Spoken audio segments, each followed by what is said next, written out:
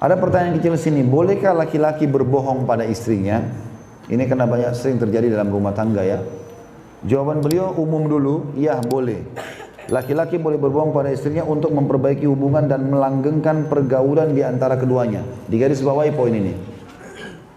Jadi bukan bohong berdusta melakukan maksiat, bukan. Tapi dia di sini maksudnya adalah bagaimana dia melanggengkan hubungan di antara keduanya. Kalau misalnya istrinya sudah mandi, sudah pakai baju bagus gitu kan, menurut istrinya sudah bagus, tapi suaminya nggak suka. Lalu dia tampil depan suami lalu dia mengatakan bagus nggak? Masa suami bilang nggak, jelek. Nggak mungkin. Oh iya bagus ini. Suka nggak? Suka. Padahal dia nggak suka. Tapi melanggengkan hubungan gimana? Masalah itu ya, di poin itu. Bukan orang selingkuh, kemudian dia bohong. Nggak boleh, maksiat kepada Allah SWT, bukan itu. Tapi ini maksud seperti itu. Sama juga sebaliknya, mungkin ibu suaminya tanya, mungkin suaminya biasa saja, tapi suaminya kurang percaya diri lalu dia mengatakan, menurut kamu saya ganteng nggak sih? Misal. Tapi ibu tahu dia tidak ganteng. Oh iya ganteng, bahkan paling ganteng di dunia. Bohong. Banyaknya orang lebih ganteng dari dia. Ada biasa bahasa itu ya. Kamu laki-laki paling ganteng di dunia. Kamu perempuan paling cantik di dunia. Mana paling cantik ini? Masih banyak orang yang lebih daripada dia. Tapi ini bahasa-bahasa masuk dalam tanda kutip ada kebohongan, tapi untuk melanggengkan hubungan. Sebatas itu. Kata beliau misalnya, suami mengatakan kepadanya, kamu adalah wanita tercantik yang pernah aku lihat. Meskipun kurang kecantikannya. Misalnya, kamu begini dan begitu. Aku berjanji akan memenuhi permintaanmu ini dan itu. Jika Allah memberikan kemudahan untuknya, maka ia akan memberikan permintaan itu. Itu semua ia lakukan dengan maksud untuk melanggengkan cinta dan pergaulan di antara keduanya. Tapi tentu di sini digarisbawahi juga ya, kalau janji itu harus ditepati ya. Makanya teman-teman kalau janji selalu mengatakan insya Allah. Ya. Baik, tolong masain saya makanan ini ya. Insya Allah saya masain besok. Mudah-mudahan saya tidak lupa ya. Jadi kita janji iya, tapi kalau kita lupa pun kita lepas dari masalah hukuman. Ibu misalnya pesan sama suaminya, tolong ya kalau pulang beliin saya bunga ini dan itu. Baiklah insya Allah saya tidak lupa ya. Dan ingat teman-teman, dalam mekanisme lapangan, dalam rutinitas sehari-hari, masalah teknis saya sudah selalu ulang-ulangi kalimat ini. Maafkan, mudahkan. Ibu pesan sesuatu, beliin saya ini ya. Terus dia pulang kita sudah tunggu nih. Mana pesanan saya? Oh subhanallah saya lupa. Udah nggak apa-apa besok ya. Nah, itu baru bagus. Tuh pesanan saya dilupa, pasti ada perempuan lain. Pasti begini dan begitu. Kalau saudara kamu dahulukan, kalau ibu kamu dahulukan. Berantemlah gara-gara itu. Padahal sama saja sebenarnya tujuannya, kita marah atau tidak marah, tujuannya supaya itu dipenuhi kan gitu. Daripada kita marah, terus dia nggak mau beliin besoknya. Lebih baik kita baik-baik. Udahlah nggak apa-apa insya Allah. Karena Allah kita bilang nggak apa-apa. Manusia biasa lupa. Besok ya, mudah-mudahan nggak lupa. Ya, begitulah. Suami juga pulang ke rumah pengen masak. Masakannya terus istrinya rupanya lupa masak atau makanan habis dimakan anak-anak. Dia pulang, mana masakannya? Oh subhanallah lupa tadi. Saya rencana sudah mau panasin, saya rencana mau masak lagi nasi tapi lupa. Ya udah nggak apa-apa, yang ada aja. Atau perlu sama-sama lah di dapur ngobrol-ngobrol sambil buat nasi, kan jadi nyaman. Mudahkan saja kalau masalah teknis begitu ya. Karena banyak rumah tangga rusak teman-teman kalau kita telusuri benang pertamanya, pemicu api pertamanya hanya karena tersinggung, hanya karena sensitif. Ini nggak boleh ada dalam rumah tangga ini. Kita berinteraksi dengan manusia, punya perasaan, punya pikiran, punya kesalahan. Nabi Adam alaihissalam, Nabi Adam waktu diciptakan teman-teman, Nabi Adam melihat malaikat, ya, makanya Allah suruh sujud di depannya. Nabi Adam alaihissalam ya, dimasukkan ke surga oleh Allah Subhanahu Wa Taala. Walaupun khilaf di antara ulama panjang lebar masalah apakah itu surga nanti yang kita huni atau bukan, gitu kan?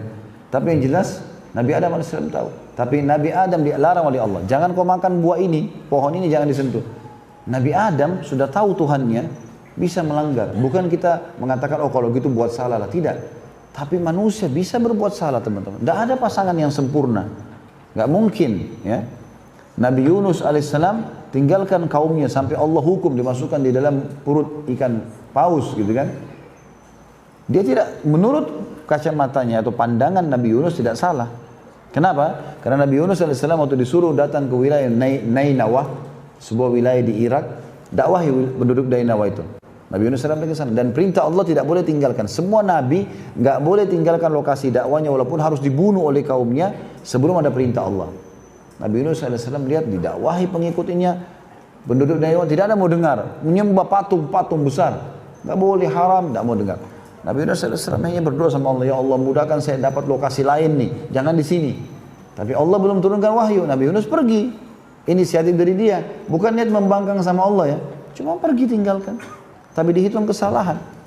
Kenapa dia tinggalkan tanpa izin? Akhirnya dia naik di atas kapal, niatnya mau cari lokasi dakwah baru loh ini.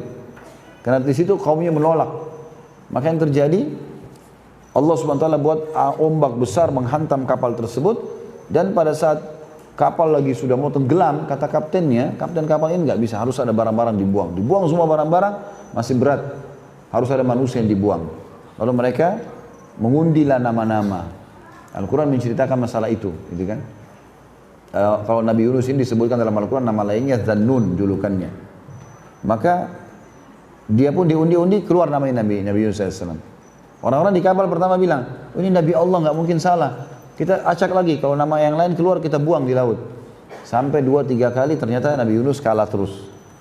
Nabi Yunus mengatakan akhirnya saya memang berbuat salah. Mungkin ini hukuman dari Allah. Dia berdiri di pinggiran kapal baru mau loncat, ikan paus buka mulutnya, telan dia. Kata Allah SWT apa? Kalau bukan dia termasuk orang yang berzikir kepada Allah, maksudnya dia memohon ampun, ya, maka dia akan tinggal di perut ikan tersebut sampai hari kiamat. Ya. Banyak orang melakukan kesalahan-kesalahan. Jadi manusia itu bisa berbuat salah. Bukan kita benarkan kesalahannya. Salah tetap namanya salah. Tetapi manusia bisa buat salah. Jangan teman-teman berpikir kalau saya berumah tangga berarti saya mau pasangan yang sempurna tidak pernah buat salah. Nggak mungkin. Manusiawi orang buat salah. Tetapi yang benar adalah orang buat salah itu bukan karena disengaja, kemudian dia minta maaf. Kita juga yang benar kita memaafkan. Dan setiap kali ada masalah teman-teman, buka lembaran baru. Udah kita punya masalah nih, selesai urusannya pada saat itu. Udah saling memaafkan, tutup dah lembarannya. Sekarang buka lembaran baru. Seperti kita orang baru nikah, bukan lagi yang lalu-lalu. Gak usah sebut dulu begini, dulu begitu, itu gak usah. Dulu ini sudah selesai. Kata Nabi SAW, at-taubat tajubu ma qablaha, taubat membersihkan semua masa lalu. Itu sudah selesai maksudnya. Karena kita nikah sama manusia, itu penting untuk digarisbawahi. Imam Muslim berkata, rahimahullah, meriwayatkan dari Ummu Kalthum, ia mengatakan, aku tidak pernah mendengar Rasulullah SAW memberikan keringanan sedikit pun dari berdusta kecuali dalam 3 perkara. Seseorang mengatakan sesuatu yang dimaksudkan untuk mendamaikan, seseorang mengatakan sesuatu dalam peperangan atau siasat perang, dan suami berbicara atau berbohong kepada istrinya atau istri berbicara kepada suaminya. Ya. Jadi di sini hadis ini sebenarnya menjelaskan tentang masalah bohong yang dibolehkan, mendamaikan 2 orang yang sedang bertengkar. Misal A sama B lagi bertengkar. Kita mau perbaikin, ini masalahnya besar kalau dibiarkan. Maka kita datang kepada si A. Menurut saya, si B sudah merasa bersalah, tapi karena dia lebih tua dia nggak mau mulai. Padahal sebenarnya si B nggak bicara apa-apa sama kita. Kita datang kepada si B mengatakan bahwasanya si A ya, juga merasa bersalah, tapi karena dia lebih muda dia nggak tahu harus mulai bagaimana. Kemudian bertemulah mereka saling menyangka kalau ya satu sama yang lain sudah merasa bersalah, maka mereka jadi baik hubungannya. Seperti itulah. Yang kedua adalah orang yang mengatakan atau orang yang mengatur siasat perang. Ya. Kalau ada orang Islam ditangkap oleh musuh, ditawan, lalu ditanya berapa jumlah pasukan Muslim, jumlahnya misalnya 500, dia bilang 5.000. Siasat perang, maka itu tidak ada masalah. Dan yang ketiga tadi ini berbicaranya suami istri, tapi dalam hal pujian, melanggengkan hubungan, ya. Jadi bukan kedustaan-kedustaan yang banyak difahami oleh sebagian orang. Karena semua rumah tangganya kebohongan-kebohongan yang salah. Kata beliau, jika demikian, bolehkah istri berbohong kepada suaminya? Jawabannya, untuk menunjukkan cintanya kepada suaminya boleh. Sebagaimana dibolehkan bagi laki-laki. Misal, ia mengatakan kepada suaminya, kamu adalah laki-laki paling tampan yang pernah kulihat, meskipun wajahnya kurang tampan. Misal, istri tidak boleh bermaksiat kepada Allah lalu mengkhianati suaminya. Kita berlindung kepada Allah darinya. Kemudian dia berdusta padanya. Tidak boleh istri pergi selingkuh sama laki-laki lain baru dia bilang, oh kan dalam Islam boleh bohong untuk melanggengkan hubungan. Kamu dari mana tadi? Oh saya dari salon. Padahal dari mana tadi sama laki-laki lain? Nggak boleh ini. Ya. Ini haram. Wanita yang suka berdusta pada suaminya baik dalam perkara kecil maupun besar, maka suami tidak merasa aman di sampingnya. Karena Nabi SAW memperingatkan agar jangan berdusta. Sebagaimana diriwayatkan oleh Imam Bukhari Muslim, Nabi SAW bersabda, "Inna sidqa yahdi ilal bir, wa innal birra yahdi ilal jannah, wa innal rajula la yasduqu hatta yakuna siddiqa, wa innal kadhiba yahdi ilal fujur, wa innal fujura yahdi ilal nar, wa innal rajula la yakdhibu hatta yuktaba indallahi kadzdzaba." Sesungguhnya kejujuran itu menuntun kepada kebaikan dan kebajikan itu menuntun kepada surga. Orang kalau jujur, dia akan selalu baik. Walaupun pahit awalnya, tapi aman. Saya salah. Kamu begini ya, selesai. Clear pada saat itu kan. Walaupun berat, tapi selesai. Akan menuntun kepada kebajikan, jujur itu. Sesungguhnya kejujuran akan menuntun kepada kebaikan dan kebaikan akan menuntun ke surga. Seseorang benar-benar berlaku jujur hingga ia menjadi orang yang jujur.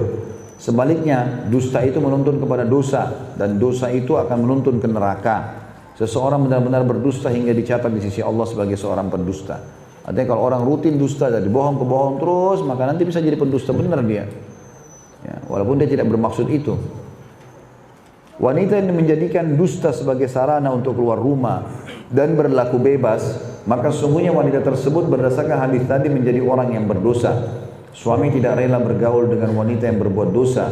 Kita berlindung kepada Allah darinya. Betapa banyak dosa telah menghancurkan banyak sekali rumah tangga.